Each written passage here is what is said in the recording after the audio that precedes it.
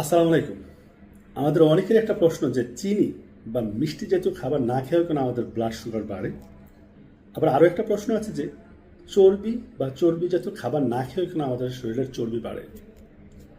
দেখুন, আমরা সাধারণত তিন ধরনের খাবার খেয়ে থাকি। প্রথমত হচ্ছে কার্বোহাইড্রেট, তারপর হচ্ছে প্রোটিন এবং ফ্যাট। প্রোটিন এবং ফ্যাট পাই হচ্ছে আমরা মাছ, মাংস, দুধ, ডিম এবং বিভিন্ন তেল থেকে।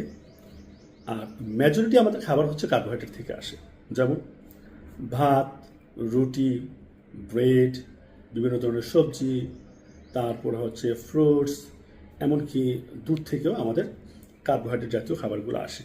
এই খাবারগুলো যখন আমরা খাই, খাওয়ার পরে ডাইজেশন হওয়ার পরে মূলত এন্ড প্রোডাক্ট হচ্ছে গ্লুকোজ বা সুগার, যেটা আমাদের শরীর তিনভাবে ব্যবহার করে থাকে। প্রথমত হচ্ছে যখন ইনস্ট্যান্ট এনার্জি প্রয়োজন হয় তখন সেখান থেকে গ্লুকোজ নিয়ে যায় এবং শরীর তার প্রয়োজনীয় কাজ শেষ করে।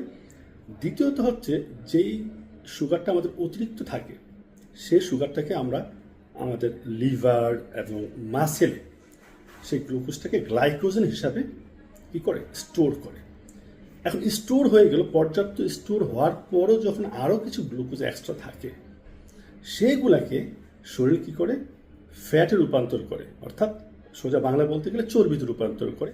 আর এভাবেই মিষ্টি না খেয়েও, চর্বি না খেয়েও আমাদের শরীরে ব্লাড সুগার বাড়ে এবং শরীরে চর্বি জমতে থাকে। আমরা পরবর্তী ভিডিওতে আলাপ করবো যে আমরা কিভাবে কার্বোহাইড্রেট খাবো কিন্তু ব্লাড সুগার অত বাড়বে না, শরীরে চর্বি অত জমবে না। ততক্ষণ সবাই ভালো থাকবেন। আসসালামু আলাইকুম।